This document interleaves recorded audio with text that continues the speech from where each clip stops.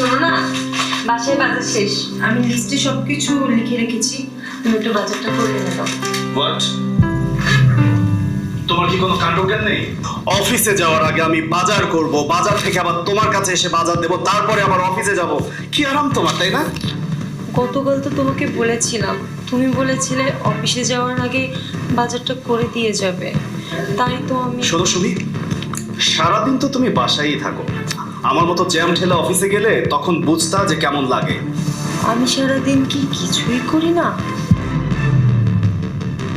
শোনো, রান্নাবাড়ি এমন কোনো কাজের মধ্যে পড়ে না। বাজার শেষ হয়ে গেছে, বাজারে যাও, আমি টাকা দিচ্ছি, গিয়ে বাজার করে নিয়ে এসো। আর শোনো, ঘরে বসে অর্ডার দেওয়ার অভ্যাসটা একটু বন্ধ করো। প্লিজ এভাবে বলো না, আমি তোমাকে অর্ডার করছি না, আমি তো কখনো বাজারে যাইনি, আর বাজার কিভাবে করব এটাও বুঝতে পারছি না। নিজের বাড়িতে পায়ের পর পা তুলে খেয়েছে তো বুঝবে কিভাবে। আচ্ছা, তোমার বাবা মা যে একটা অকর্মার জন্ম দিয়েছে সেটা কি তারা জানে?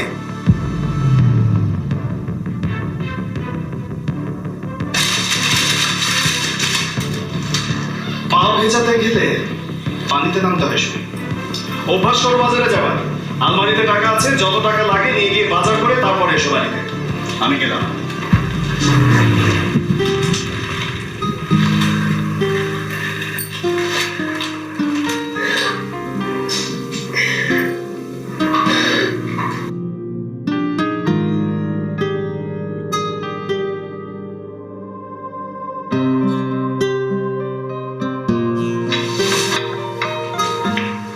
বাবা, আপনার চা। চা নিয়ে যাবো মা? তাহলে বসো বসো বসো। দুধ চা এনেছো নিশ্চয়ই? না বাবা, রং চা। ডাক্তার বলেছে আপনার দুধ চা খাওয়া যাবে না। সেই ডাক্তার না আবার খাওয়া দাওয়ার 12টা বাজিয়ে দিয়েছে। ডাক্তার তো ভালোর জন্যই বলে। কি যে ভালো, আমার পছন্দের খাবারগুলো আমি খেতে পারছি না, এটা কোনো ভালো হলো? আচ্ছা বাবা, আপনি চা খান আর সব দিকে একটু খেয়াল রাখবেন, আমি একটু বাজারে যাব। আরে তুমি কেন বাজারে যাবে? যাও, বাজার ব্যাগটা নিয়ে এসো আর একটা লিস্ট করে নিয়ে এসো, আমি বাজারে যাব। না না বাবা, কি বলেন আপনি সব? আপনি এমনিই প্রেশারের রোগী, আর এই রোদের ভিতরে আপনি বাজারে গেলে আরো অসুস্থ হয়ে পড়বেন, তখন কে দেখবে আপনাকে বলুন তো? আরে আমার কিচ্ছু হবে না, আমি রিক্সায় যাব আর রিক্সায় চলে আসবো। যাও, বাজারের ব্যাগটা লিস্টটা নিয়ে এসো। না না বাবা, আপনার যাওয়া যাবে না। আপনি বাজারে গেলে আপনার ছেলে শুনলে আমার উপর অনেক রাগারাগি করবে। আপনি অসুস্থ হয়ে পড়লে তখন কে দেখবে? বৌমা, তুমি কি কখনো বাজারে গিয়েছো? আমি জানি তুমি কখনো বাজারে পা রাখোনি। তুমি বাজার নিয়ে এত চিন্তা করো না, এগুলো আমার উপরে ছেড়ে দাও। যাও, ব্যাগ নিয়ে আসো। কিন্তু বাবা। কোনো কিন্তু না, আমি যখন বলেছি বাজারে যাব তখন যাব। ঘরে বসে থাকলে আমি অসুস্থ হয়ে যাব, বাইরে গেলে একটু ফ্রেশ লাগবে। ঠিক আছে বাবা, আপনি যখন বলেছেন যাবেন, তাহলে কিন্তু অবশ্যই আপনাকে রিক্সাতে যেতে হবে। আচ্ছা ঠিক আছে ঠিক আছে, তোমার মতো লক্ষ্মী বউ থাকতে আমার কিচ্ছু হবে না। যাও, বাজারে ব্যাগটা নিয়ে এসো আর লিস্টটা নিয়ে এসো। যাও। ঠিক আছে বাবা।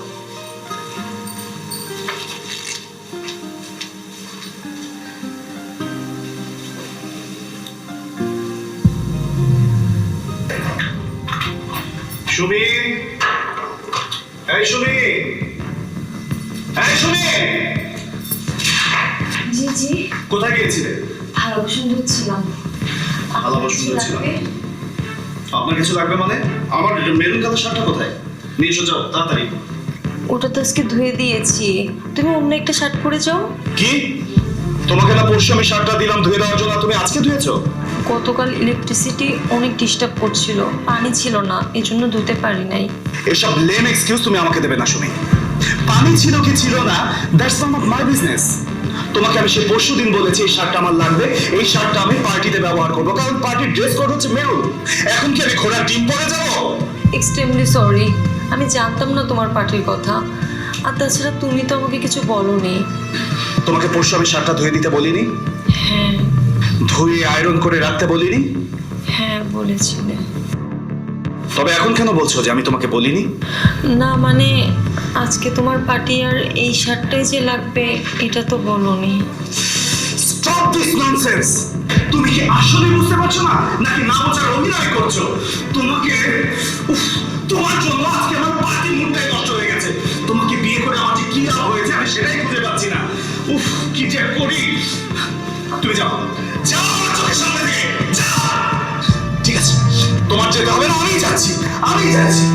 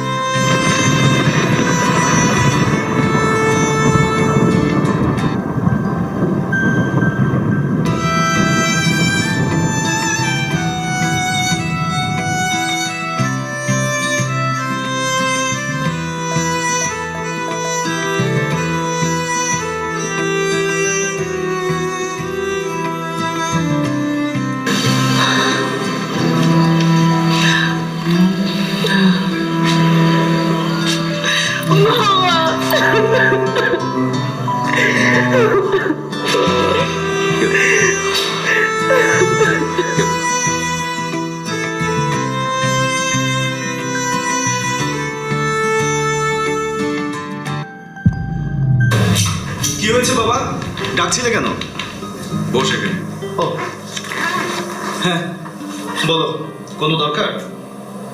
হ্যাঁ, জরুরি কথা আছে তোর সাথে। বাবা, আপনার পানি। আচ্ছা, পানিটা ওখানে রেখে তুমি চলে যাও, বাবার সাথে আমার জরুরি কিছু কথা আছে। বলো বাবা, কি বলতে চাও? বৌমা, তুমি আমার পাশে বসো। আমি যে কথাটা বলতে চাচ্ছি তাতে বৌমার সামনে থাকা দরকার। এমন কি কথা বাবা যে সুমিকে এখানে সাথে থাকতে হবে?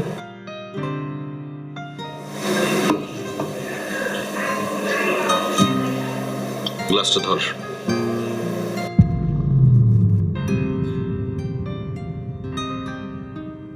এক গ্লাস পানির ওজন বলতে পারবি? এই তোমার জরুরি কথা? আমার প্রশ্ন উত্তর দে।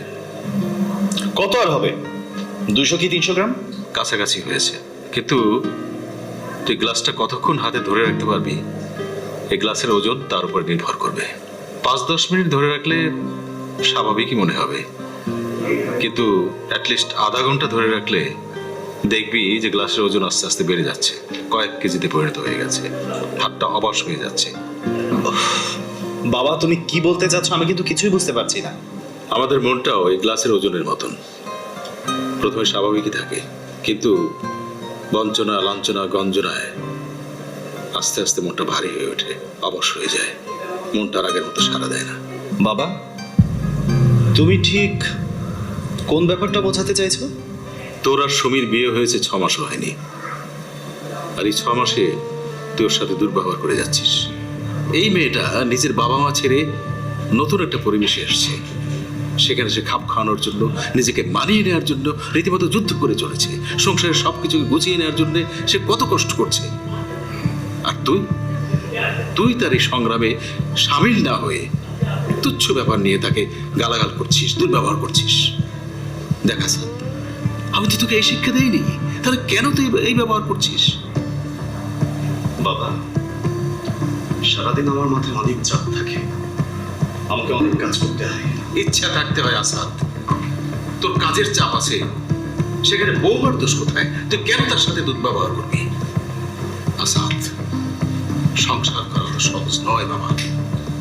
সংসার করতে হলে দুজনকে সমানভাবে এফোর্ট দিতে হয়, একজন আরেকজনকে ক্ষমা করতে জানতে হয়, সবচেয়ে বড় কথা হচ্ছে একজন আরেকজনকে সম্মান করতে জানতে হয়। আমি বুঝতে পেরেছি বাবা, তুমি আমাকে কি বোঝাতে চাচ্ছ। আসলে বাবা বোঝাপড়ার জন্য তো সময় লাগে, আর সেই সময়টা আমাদের কখনোই হয়নি। ওই যে বললাম, ইচ্ছে থাকতে হয়, ইচ্ছে থাকলেই তুই সময় বের করে নিতে পারবি। আচ্ছা আসাদ, তুই কি কখনো বৌমাকে ঘুরতে নিয়ে গেছিস? তুই কি কখনো জানতে চেয়েছিস সুমি কি খেতে পছন্দ করে? সময় থাকতে শুধরানোর চেষ্টা কর, এবং যত দ্রুত এগুলো অনুধাবন করতে পারবি, দেখবি তত দ্রুতই তোরা একে অপরকে খুব সহজে বুঝতে পারছিস। বাবা আমি তোমার সব কথা বুঝতে পেরেছি, সব কথা। আমি এখন থেকে তোমার সব কথাই মেনে চলবো বাবা। সুমি, সুমি, তুমি আমাকে ক্ষমা করে দিও। আমি তোমার সাথে অনেক অন্যায় আচরণ করেছি, অনেক বকাঝকা করেছি, অনেক রুড ছিলাম আমি। I am sorry Sumi, sorry.